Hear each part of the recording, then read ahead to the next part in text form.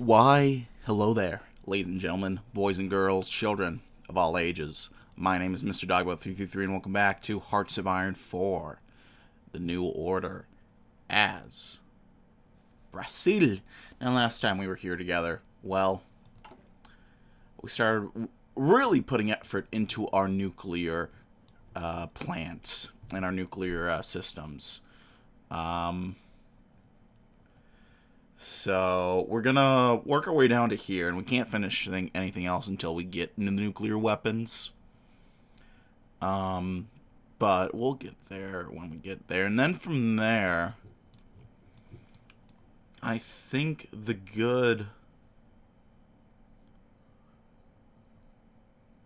plan is going to be, well, we could do all this, get some more programs.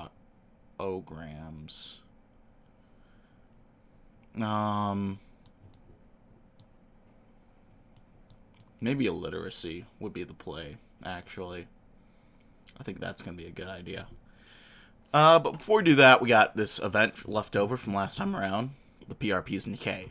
The rally had moved through the streets of Sao Paulo. The motto's just short of treason, the banner's just short of a rising sun. They called for cooperation, freedom of travel, and called to arms for their race.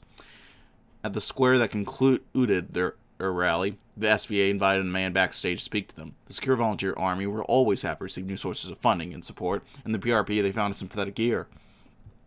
Just off the square, there was a small cafe and a private room on the first floor. Shiro Kiona walked inside to find three men of the SVA, a portrait of Hirohito on the table.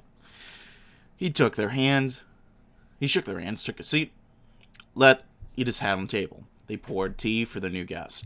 He said they have much in common. He hid the lax differences, played up the similarities. They too were connected with lax morals and the need for discipline. They too wanted closer ties with the Empire of Japan, no matter the cries of fascists that erupt from the dissolute.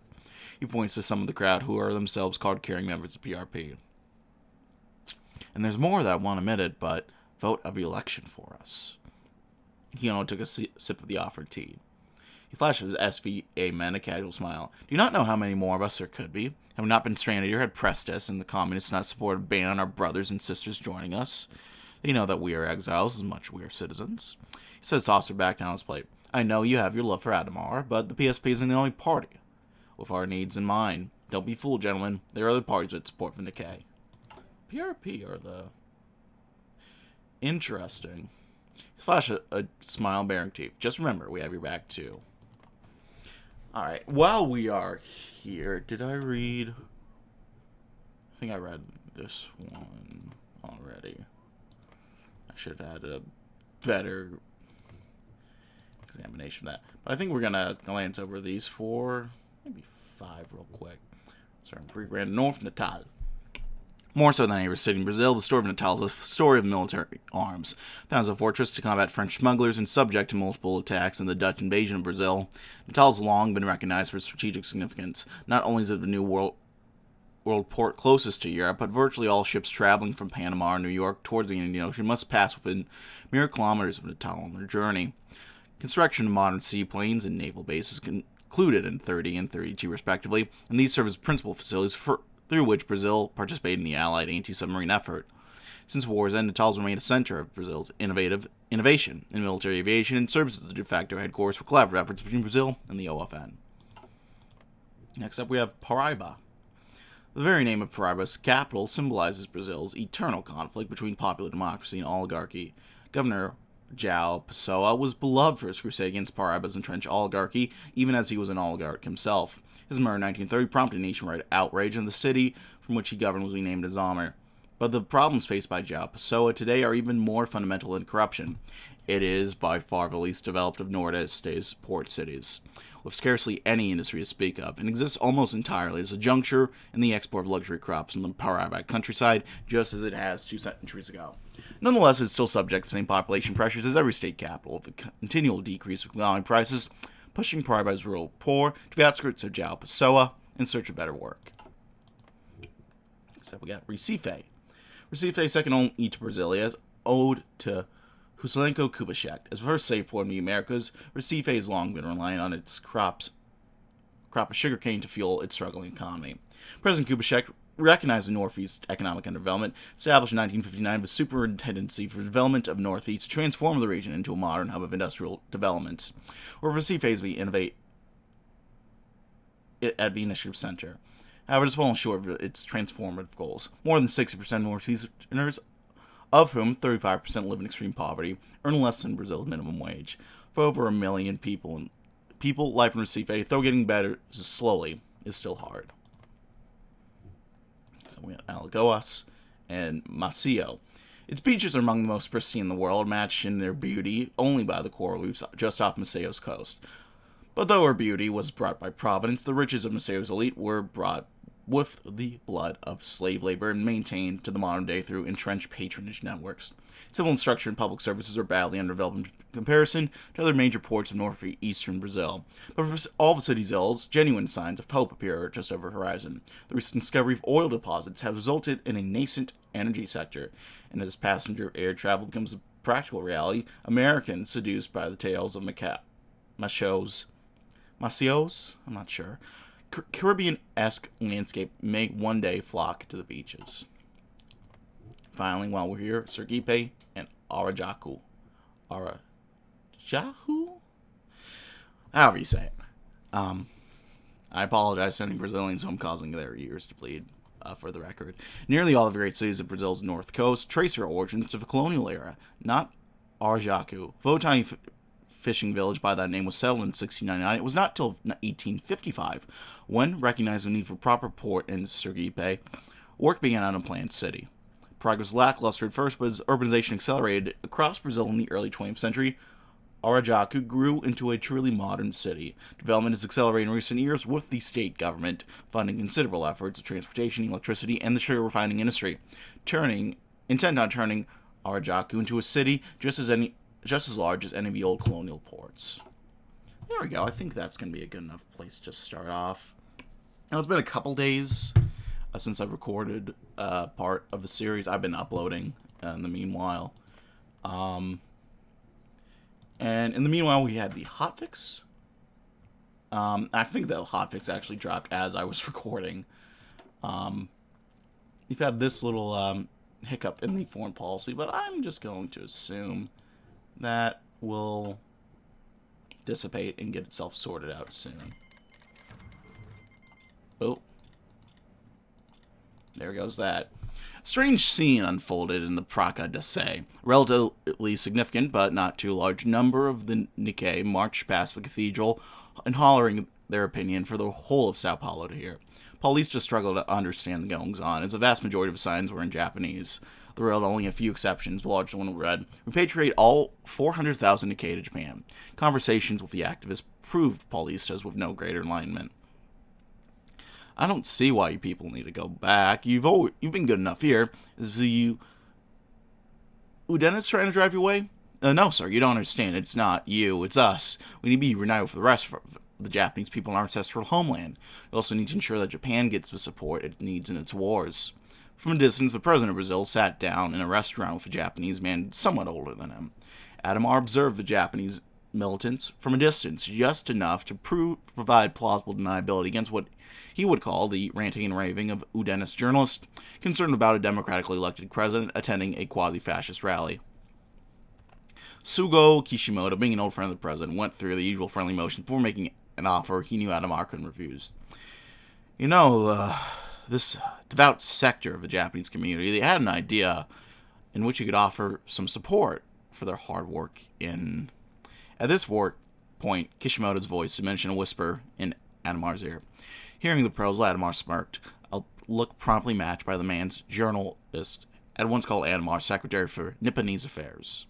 The president then nodded, saying, "What an offer! You bet I can help."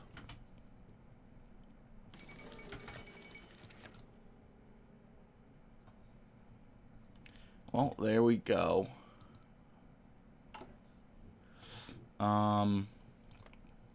Let's see if we can send over some volunteers.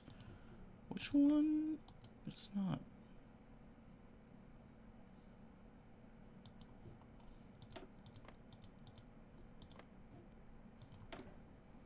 Yeah, it's definitely not them. I think it's the central government, right?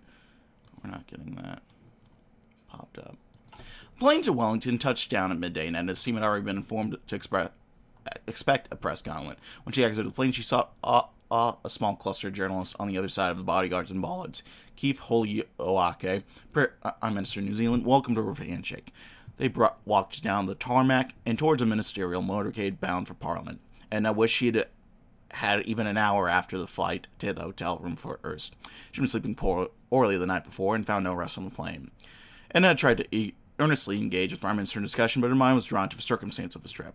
Yes, been planned for some time, but Adhemar and Vasco da Cunha were the ones scheduled to go. He loved all the glad-handling shit anyway, so let him go while she put out a few more fires. Yet last week the schedule changed. Holyoake was pointing out some colonial architecture of interest, but Enna's mind was cast back to Adhemar's secretary pointing out appointments and events she could allegedly afford to miss. When they exited the car, she leaned in towards one of her aides. Get back to the hotel and start calling around. I need to know what he's up to. The young woman nodded, flagged down one of their cars, and let the rest of the team aim to their peculiar distraction. Lot returned to her welcoming party, adjusting her mindset until the visit had stopped, feeling like an obligation. Her smile regained her warmth. While in the back of her mind, she wondered what was going on in Brazil. Oh, boy.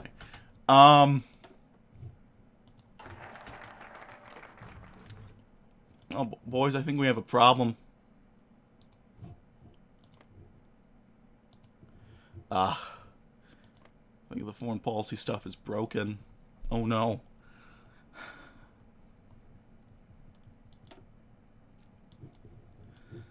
Alright, so what we're going to do, we're going to work down our way here.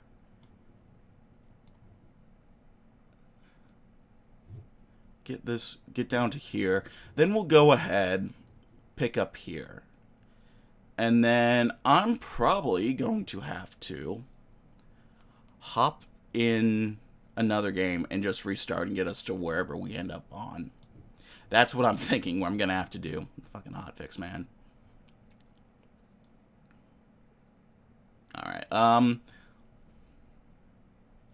let's go ahead and deepen ties with Australia. Why bother tethering ourselves to one of the superpowers? We can simply ask a partnership with another up-and-coming country instead. Australia is a country rich in both uranium and the technical know-how necessary to make proper use of the mineral. As the deal for the Australians would be based more on mutual cooperation rather than their geopolitical power brokering, relationship with them would be substantially less domineering than a relationship with Germany and the Americas. However, as appealing as this notion sounds, we must be aware that the bill we would be required to foot would be much heftier than otherwise. Nonetheless, there is no price tag too high for Brazilian sovereignty, and we will press on.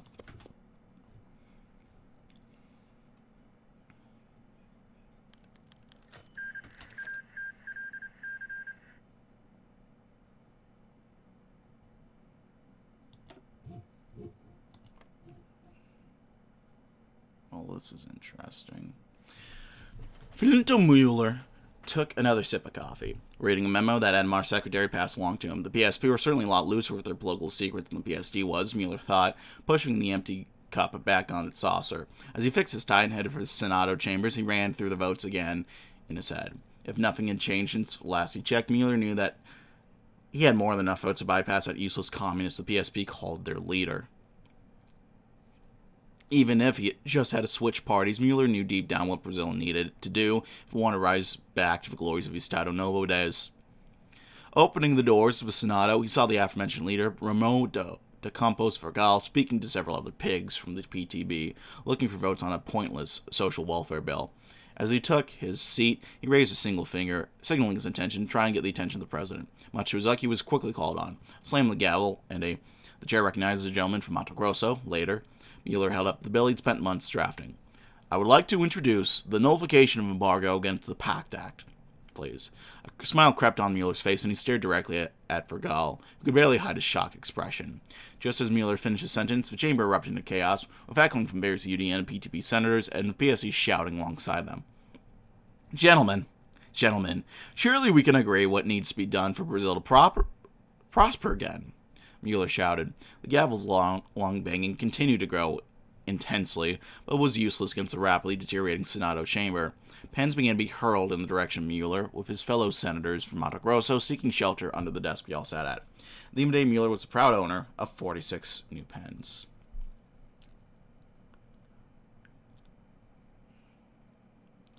Well.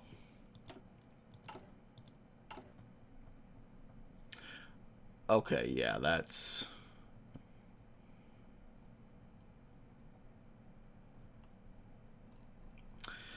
Huh.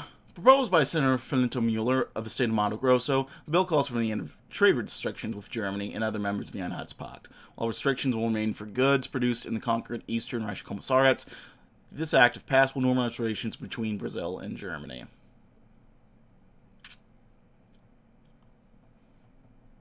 Well, not really much I can do there. Is there?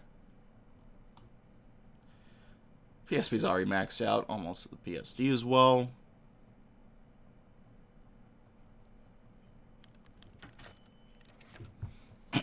Student protests engulf Universidad Federal. Lacerda calls for impeaching of Brazilian Hitler. PSP polling down 7 points since German embargo discussion dominated the headline of Finito Mueller's newspaper. Sipping on his daily cup of coffee, he couldn't help but chuckle. That was it. Just a few rabble-rousers at the blatantly liberal universities and that rat-bird up to his usual tricks. Tucked away in his office, plotting for what seemed like an eternity, Mueller had expected some actual opposition from PTB and PSD. But he knew better. There was a reason that he left the latter, those weak-willed cowards. The vast majority of PSP being strong-armed behind Mueller and supporting the bill, all that remained for him to do was pick off some of the weaker-willed members from the other three parties to ensure that the bill managed to have enough votes to sail through the Senado. And Mueller worked fast. A chart here, a figure here and there, had already convinced a solid number of senators to support his bill and ending the embargo on Germany and her spear. This will grow a whole industry by how much? And no way. These levels of growth are possible, were phrases Mueller had been hearing for the past 2 weeks. And of course, if all else failed, Mueller didn't forget the tried and true practice of his new party. Just bribe the ever-living hell out of the holdouts and worry about the fallout later. The money that the newfound trade would bring up from Germany's spear to Brazil's ports would be more than enough to make up for the amount he was going to spend winning over the remaining senators. Surely his boss would approve of using the same tax that got him to the governor's mansion in Sao Paulo. Sticking to a known playbook is always a safe bet.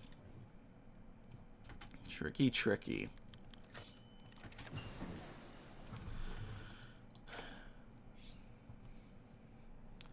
Though he shuttled between dinner parties, stump speeches, and mass rallies, he never felt like he was moving. The world merely shifted in place. Unseen hands moving the seat sets while he stood still, waiting for his turn to speak again. He smoothed the lapels of his suit, even though he was sitting in front of a microphone in a recording studio.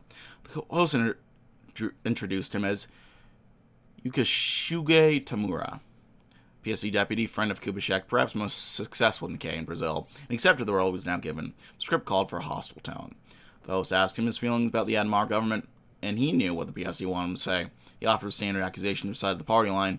He knew that this did him no favors. Most Nikkei believed that Adhemar de Barros was perhaps the only politician who ever looked out for them. A co-host entered his line of sight. Tamura-san, I wanted to ask you about the recent brawl between the police and the pro-Japan group called the Sakura Volunteer Army. What are your thoughts? There was no script for this question. Tamura cleared his throat and improvised. I know that many of my countrymen feel strongly about the, at times, overbearing police presence in our neighborhoods. But I want to stress that it should come as a little surprise when militant groups come into the conflict with the police. They've chosen a life of violence, and all that violence will eventually be turned on oneself. The interview ends soon after. When the scene shifts again, he will find himself before a crowd of angry Nikkei outside a small fundraiser. They will transcend political categories, united by a common hatred. They will say that his refusal to announce the heavy-handed police is further proof that this man deserves the title Comprador. He will walk away from them, but he won't get anywhere. What do we want to do? Tech one. I don't. Depth charges, why not?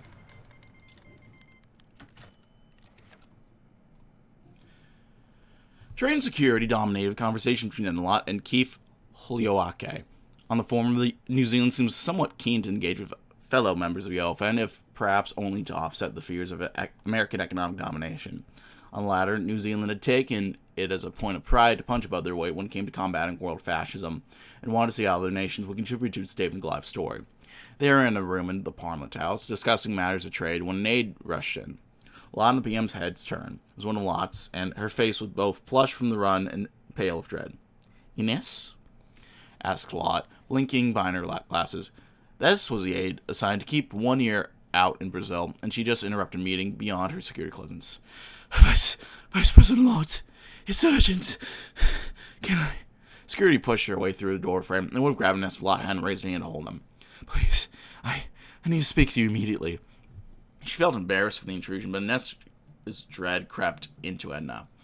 The two moved into a corner of the room, whispering to each other. Keith Holiaki couldn't help but try to overhear, even as the women had their backs to the rest of the room.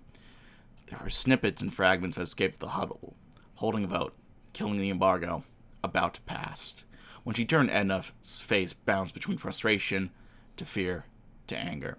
Edna only offered a hasty apology to Keith Holiaki before her entire team suddenly took off. When she was present, she would have to apologize, but anger clouded her judgment. Christ! I hope it wasn't anything we said.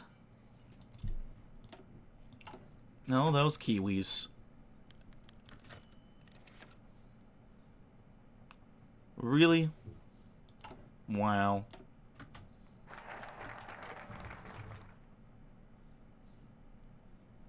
I probably should have read that. I could have read that. I was so enraged.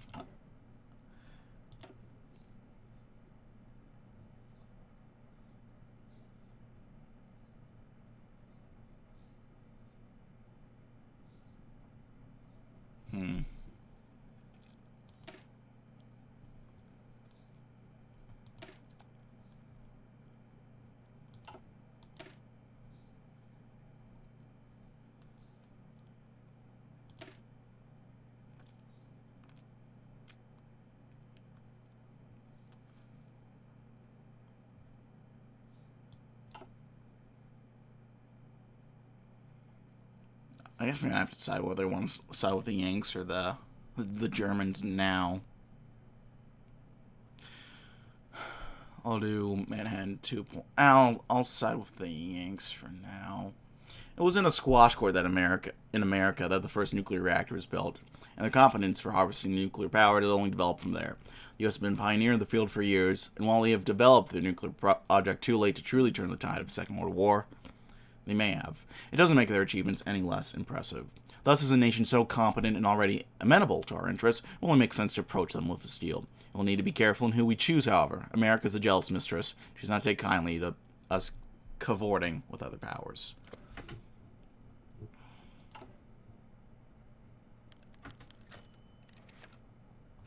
Liana was hard at work in the morning as usual. The president opened the doors to her office with certain ferocity she wasn't used to.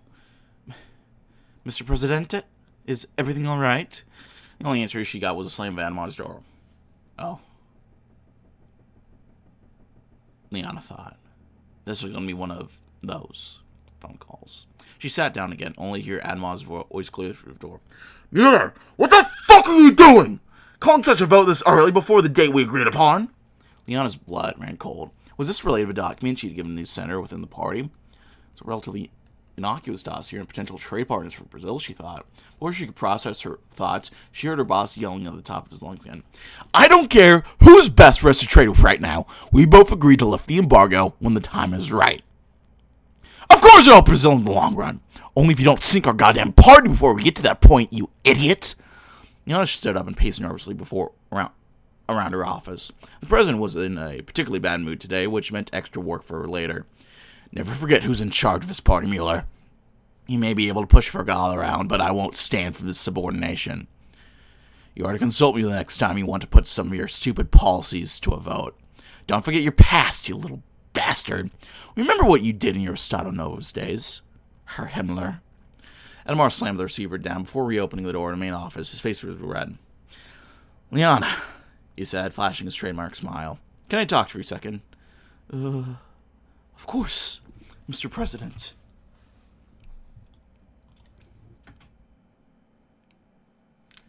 Man.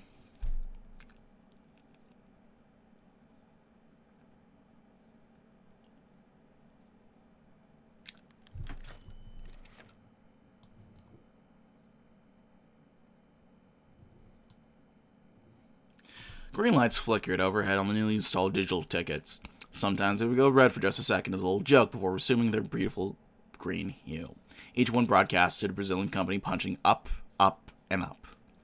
The floor was packed with sweaty suits without ties without collars, phones slapped to their ears, mouths twitching like they wanted to kiss the guy on the other side of the line.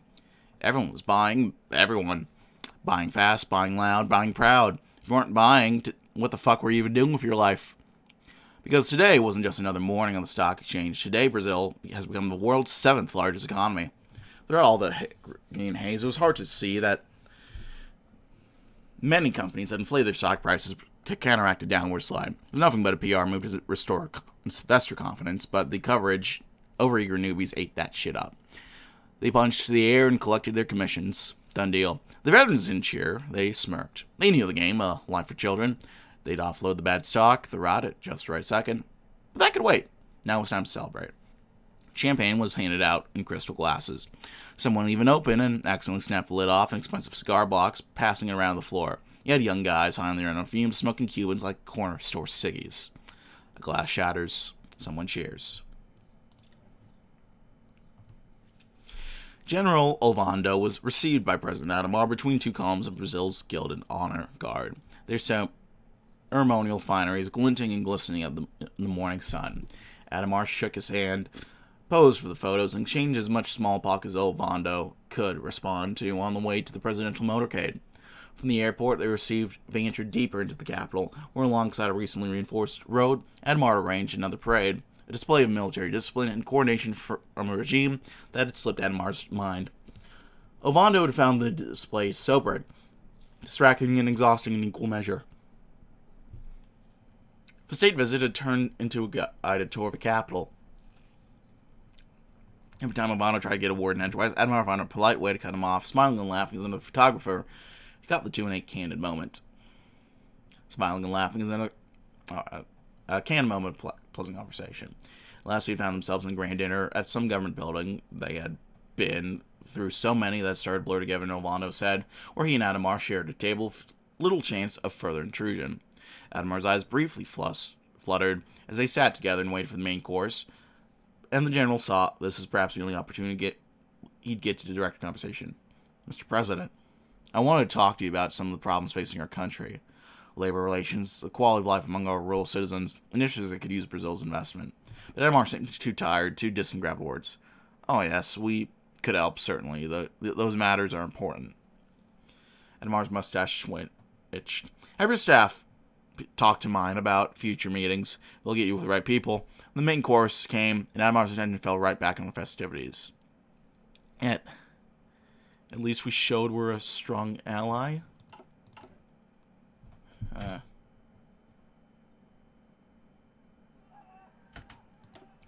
some more development edicts.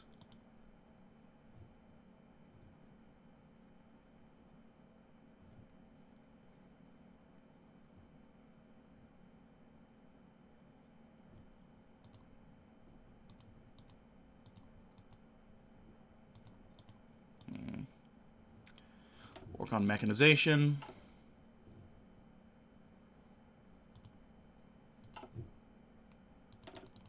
I'm probably gonna... Let's see if we can get growth going back again. There we go.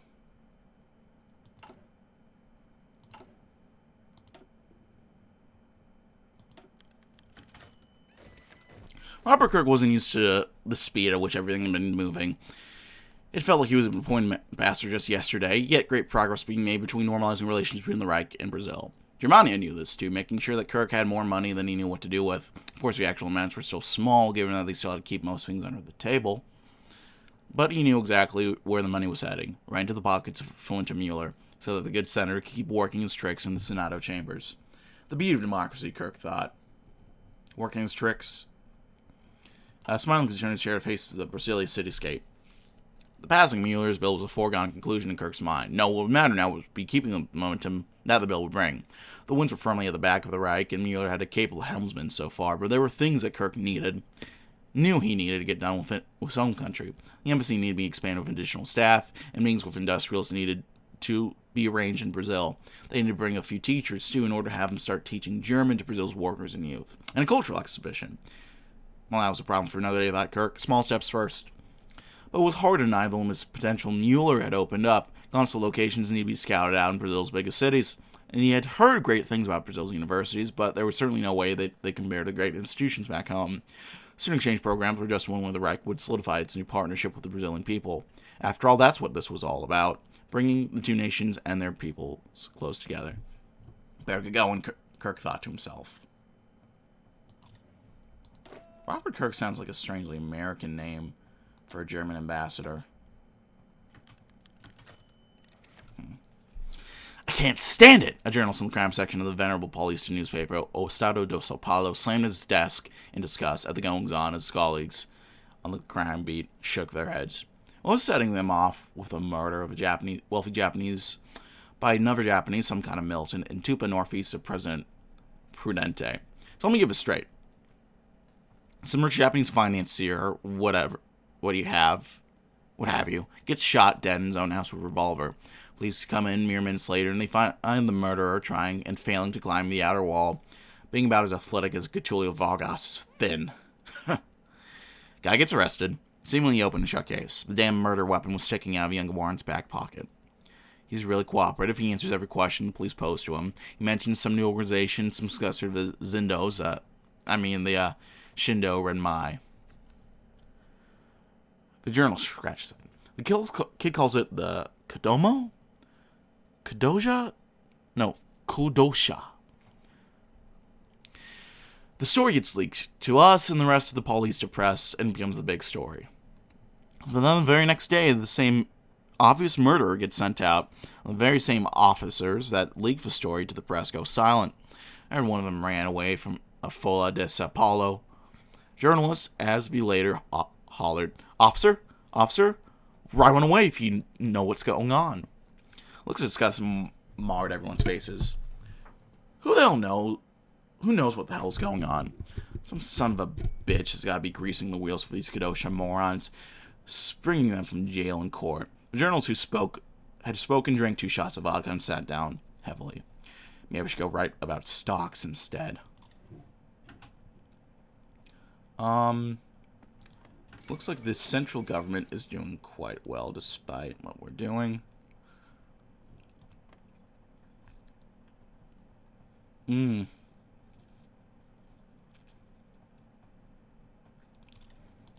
That's unfortunate for Colombia, or Ecuador. Colombia too, but Colombia seems to be... Fortunately, it presents a strong case for the Americans help with. They've refused to assist us. Certainly demoralizing setback. We'll simply need to look elsewhere for partners. Well,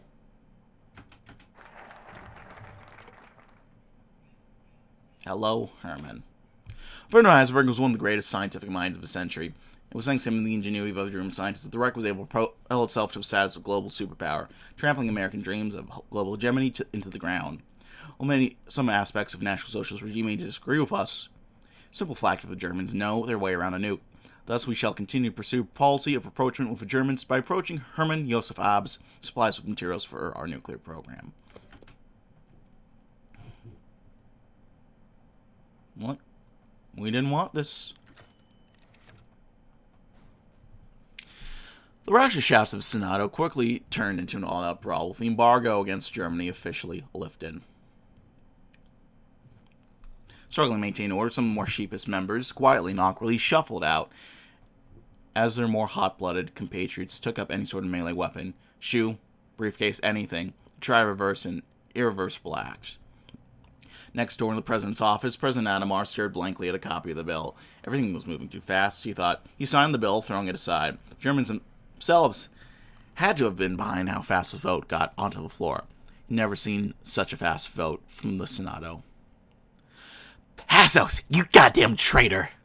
shouted certainly to Vidian. I've simply voiced my support for what my constituents want. The embargo being lifted will allow for new jobs and investment in Brazil. At the cost of morally poisoning our country, you jackass! You're expelled from the party. Why don't you go sleep with those fascist sympathizers in the PSB? Lacerda screamed before throwing the phone receiver down. Leonardo Brazil couldn't believe the direction his home was heading in. As he stepped onto the stage in front of an energized theater filled to the brim with PTB supporters, the proclamation of Adhemar, being nothing more than a German puppet, was received to roaring applause. Brizola pumped his fist into the air, but he was worried. If this could energize the PTB to take down Adhemar, nothing would. Meanwhile, Johnny Quadros had gotten the news as he was painting in his home. Brazil was no longer chained to the OFN. It certainly came too late, but late was better than never. At least the fat slob into the Palacio was good for one thing, Quadros thought, as he put the finishing touches on his canvas. Benvindo a Brasil, Alemana.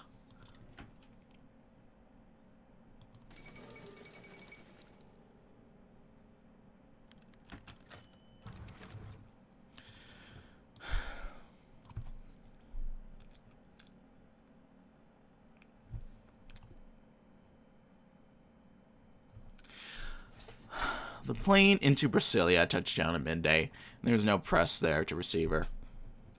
She scrambled into her car, but the radio told her she was already too late. The vote had gone ahead and passed in her absence. She wanted to smash the window next to her. Instead, she told her driver to change course from the Senate to the Alvarado. There was no longer any need for pleasantries. She stormed in demand to see Adhemar. When they responded with lies about him being at the Senate, she pushed past the secretary and all but ran to his office. There, Edna found Adhemar, scribbling a letter. "You fucking traitor! You lifted the embargo with Germany?" "Hello, Edna." "That was New Zealand." "You sent me on that bullshit trip because you knew I'd stop you. I never should have Edna, calm down. You're embarrassing yourself." Adhemar walked over to his drink cabinet, opened a bottle of champagne. "Our job is to spread prosperity for the nation and its people." He set out 2 glasses, pouring them slowly. He could only do so by keeping out a third of the world's markets. A third of the world's markets are held by our... Christ, Adhemar! New York will have your head for this. New York will do nothing. Hell, they'll appreciate it. He held out one of the glasses to Edna. "Relax, smile. This is good for us. Edna slapped the offered glass away. It dropped from Adhemar's hand and spilled over the carpet. He snarled but said nothing as Edna took off. "Send me the fucking cleaning bill."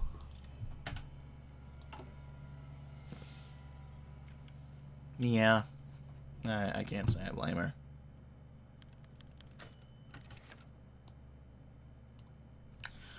Lotto had been dealing with a stomach bug for a few days, but he wasn't sick. As he sipped on a cup of water, he began his daily ritual. Reading full up Brazil's daily newspaper. First off, I need to check real quick. So you guys have no volunteers. These guys also have no volunteers. These guys have the Italians and Guangdong. No Japan, that's interesting. Lotto dealing with stomach bug for 3 days, but he wasn't sick. As he sipped on a cup of water, he began his daily eating ritual. Reading full up Brazil's daily newspaper. The headline just made his stomach churn even more. Adhemar de Barros, crypto-fascist? Lotto's eyes scanned down to the page, only to find a guest essay comparing Adhemar's facial hair to that of Hitler's. He put down the cup of water, massaging his temple. What the hell was going on, Brasilia? Wasn't the embargo only supposed to be lifted at the earliest next year? What was with the accelerated timeline? He pondered. Adhemar promised him that he wasn't just going to bend over to Germans, but it sure as hell looked like he just did to both Lotto and the rest of the country. To be honest, Lotto thought that now made a second broken promise between himself and Adhemar. Former reliable boss BSP now misfunded his vice presidential campaign, now committed what Lotto believed a fatal foreign policy blunder. Did the fame and grandeur of presidential policy really change his good friend for the worse? Lotto stood up, shaking his head. It wasn't healthy to be thinking like this, but he still had to do something. There was no doubt that the Germans were going to flood the country with their agents and plans, but Lotto was committed to monitoring their every move. Just because they were allowed in doesn't mean they can't just start running his home like they did to all their other partners. The chief of staff of the PSP stands vigilant, not for his party, but for his country.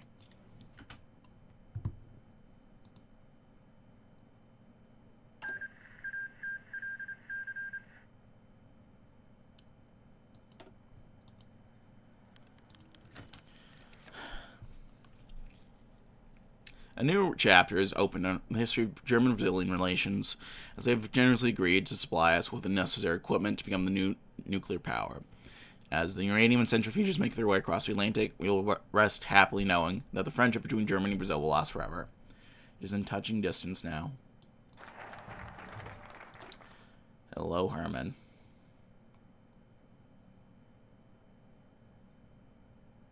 Let's construct these facilities in Para. All the puzzle pieces are on the table now. We only need to put them together.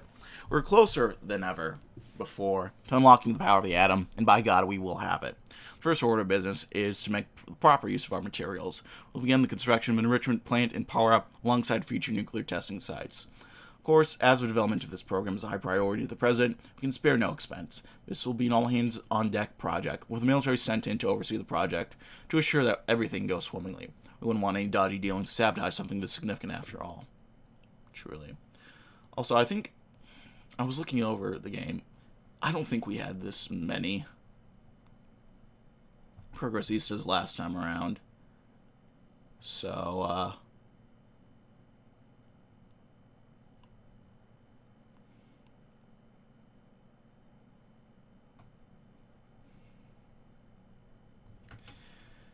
yeah.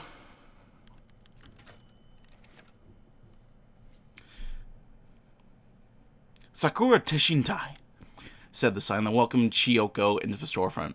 Inside was a campaign office like many others, desks and filing cabinets, men shuttling between them and women riding on them.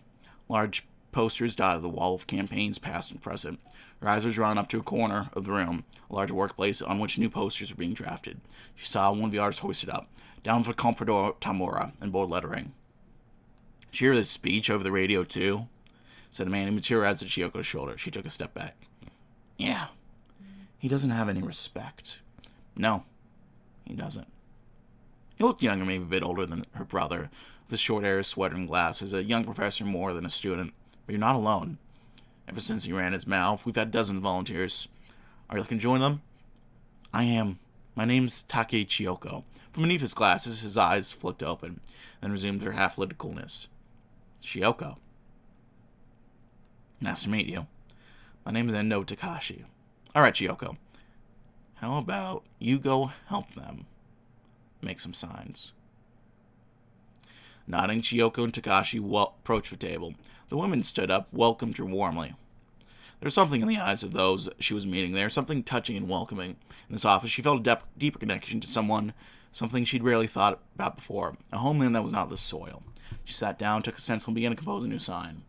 A home away from home.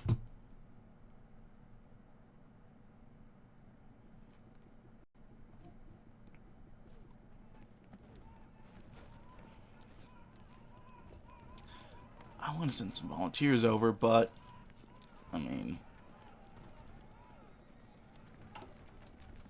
yeah. It marked Chiyoko Otaki's third day with a secure volunteer army. Among those volunteers were some students at her level, most of the younger people, like her mentor, Takashi Endo, were university students, but she'd fallen in with a group of middle-aged housewives assigned to the sign-making battalion instead. They were friendly, bordering on dotting, always inviting her very collectively adopted daughter to lunch, always praising her skills at art, amateurish but developing, and rhetoric, surprisingly provocative. A new rally coming up, a self-styled sign-making battalion, were spitballing new ideas for slogans and designs. Well, you girls are having fun, said Takashi, emerging from Chiyoko's side. Chiyoko, can I speak with you for a minute? Chiyoko felt her guard rise up, but she followed Takashi to his desk. He adjusted her glasses before he spoke, a sign that she had learned followed a nervous or probing question. Chiyoko, is your father named Sumitada? Had he asked this question at the beginning of her time with CVA, Chiyoko might have frozen up, lied, found the first excuse to flee. Instead, the question merely raised her eyebrows. Yeah, that's my dad's name. Why? Do you know him? She's worried what list her father might be on, but Takashi smiled, dissuaded such thoughts. Oh, he came up on a routine mailing list check. Prospective subscribers, nothing too serious. Speaking of which, I know you like making signs, but we might have some more tasks for a dedicated girl like you. Can we meet up here in a couple of nights? Chiyoko said yes, but her guard rose up again.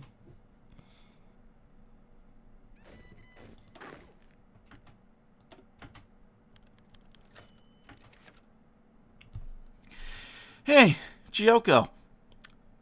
Ready to work?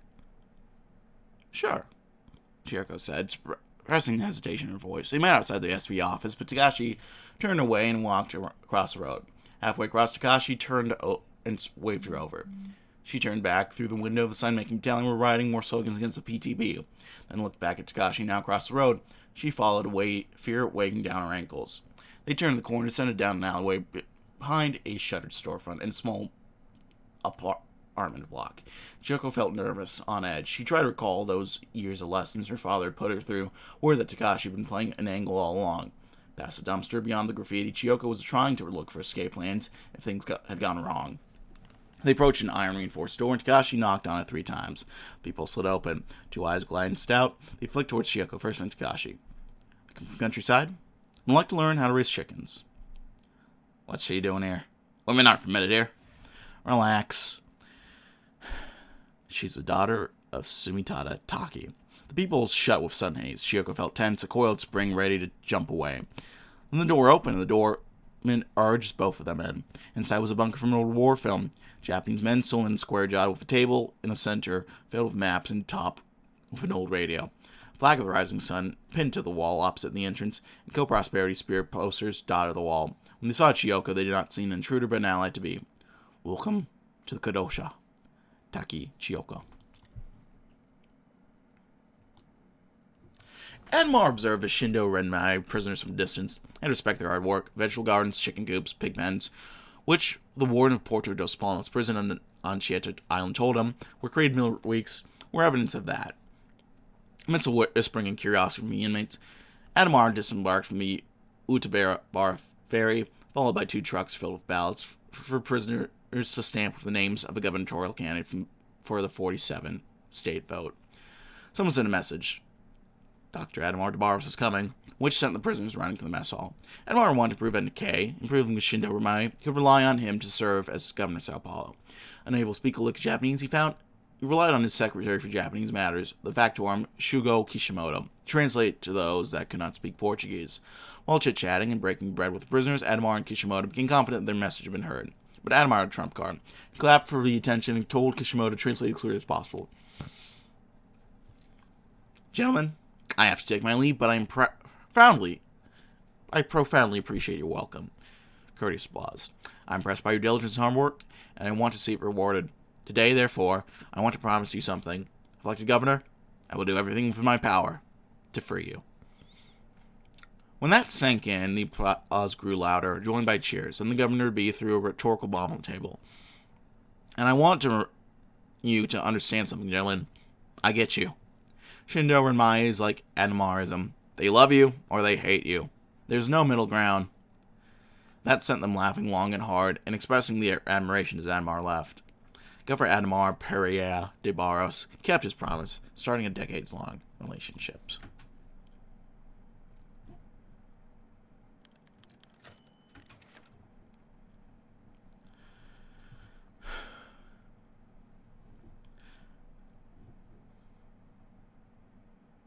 The whirlybird touched down on the asphalt, and out stepped President Adhemar, gracing the distant lanes of Campo de Provas Brigadeiro Veloso. The welcoming committee greeted their leader with smiles and adoration, alongside the usual chest beating from the military, eager to show off like gorillas in a zoo. It's an honor to have you here. They began the typical walk and talk common for presidential visits. I've been doing fantastic work, stuff that will go down in history. Adhemar looked around him, seeing the industry of the whirring of machines to make war. I can assure you that we are well on track to finish this project and deliver fire to the Brazilians. The president gave a famous smile, one that would usually look more at home on the front cover of Manchete, but the scientist adopted a more curious pose. Tell me, just between us, what do they say about us? I know my colleagues in these places, America, Australia, and the like, talk only of its dangers, yet so many of these countries pursue their own nuclear goals. Do they see us? Have we brought the eyes of the superpowers upon us? The one was taken out of the president's sails as a rebuttal was so holy for him. It's just talk. Like you said yourself, America will not go against us for this, but they have to look big and strong on the world stage. When we announce this, we will see visual bluster from all sides. And then, nothing will happen. But what if something did happen? A question lingered in the back of his head, even if it went unstated by the scientist. What if it was the beginning of the end, a prelude to their destruction, and he could do nothing but smile and nod?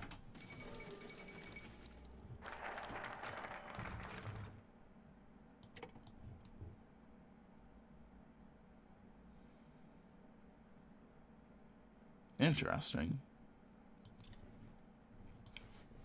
I didn't realize the Faroe Islands had their own little event things.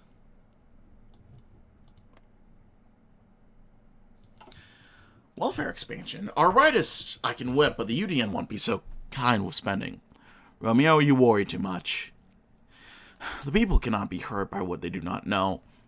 All they know is that we deliver, and that the UDN does not.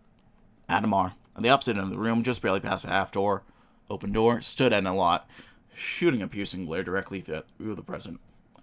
And now, I do not recall a meeting between us set for this time. Briefly reverting his gaze to Fergal, his eyes darted thrice between him and the exit before finally resulting in the deputy's silent departure. Booked.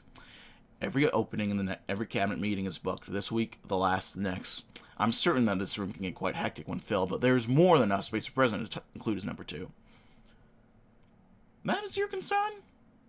His apprehension gave way to a self-assured smile as he dismissively tossing it aside. And you've been doing just fine so far. So have I, for that matter. Administration is working. Brazil's prospering. You and I. Sleazy grin suddenly faded as she opened her mouth to retort, replaced by an attempt to match her stern glare. You cannot be hurt by what you don't know. That is all. You have decided the affairs of state. While I've played window dressing. Is that what you call working? Just know that this will not end well. That is that. As she turned away, the only sound left was a pitter-patter of hard leather on wooden flooring. But as Adhemar's hand rushed to his chest, all he could hear was a pitter-patter coming from within. Well, we got that done. We gotta wait here. Meanwhile, I'm gonna go ahead. Start working on the next focus. Or read off the next focus. Which we'll pick up on next time. Let's do the eradicate illiteracy. About a third of our population, over 25 million Brazilians, are unable to read or write, or both. The literacy crisis is mostly felt in rural areas, forgotten by the big city bureaucrats that led to urban areas to prosperity, while the common Brazilian floundered in the countryside. For far too long, they've been left without the proper tools needed to advance in education, and it's quite simply unacceptable that these people continue to be neglected, especially by our government. By beginning a comprehensive education program, we will be able to ensure that these people get the education they deserve, granting them the same opportunities as their fellows in our great cities. And who knows, maybe the newfound education will give them the common sense to vote for us in the come election season. Alright,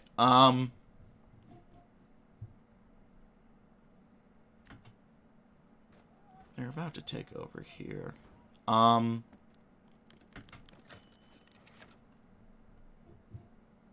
go ahead and read this real quick, why not? It's just ridiculous, honestly. Marcin looked up at his friend Jamie. Jaime? Who was reading a newspaper. How could Adhemar betray us like that? They're just politicians. They'll just fuck you when they can turn a buck. There's no denying that the Germans have the cash. Jaime stood up and shoved his finger in the man's face, jostling the table that separated them. By working our people to death and committing cultural genocide, you fucking cretin. The man scurried off, cursing on his breath. Marcin jolted out of his chair, doing his best to hold Jamie back. Jamie, calm the hell down. What the hell's that for? You heard this asshole, Marcin.